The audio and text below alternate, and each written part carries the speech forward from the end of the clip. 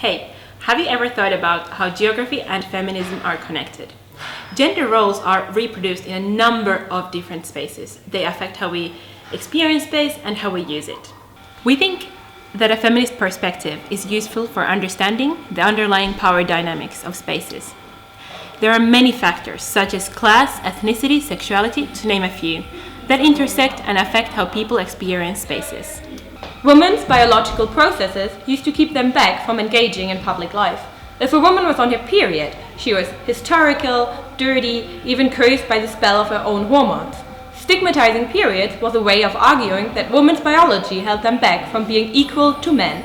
They were irrational and untrustworthy for a week of every month, and, on the whole, bound to their emotions rather than to reason.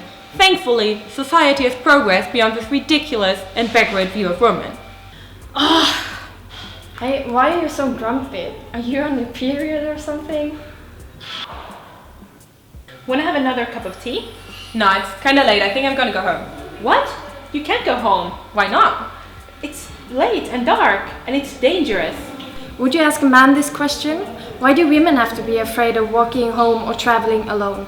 Spreading fear doesn't get at the problem in a systematic way, and it feeds into the image of the city as a shadowy, dangerous place for women.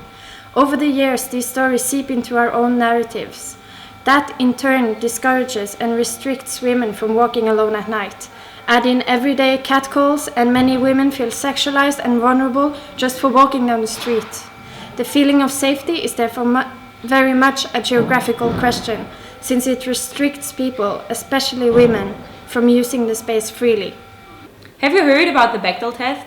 It is used as an indicator for the active presence of women in films and other fiction, and to call attention to gender inequality in fiction due to sexism. The test asks whether a work of fiction features at least two women who talk to each other about something other than a man. Sometimes the requirement that the two women must be named is added. Only about half of all films meet these requirements. Only 1 out of all 8 Harry Potter movies do. This is an example of how women are presented in media and films. These kind of stories contribute to construct gender roles in real-life society. I mean, how hard is it to let women talk to each other about something else than men in a movie or a book? You see, it happens everywhere around you.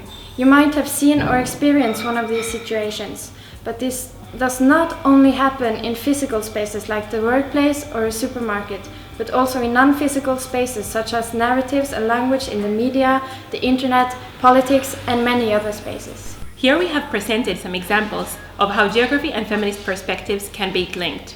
People perform the narratives in the real spaces. The gender roles are created in different geographical levels and performed in our everyday lives.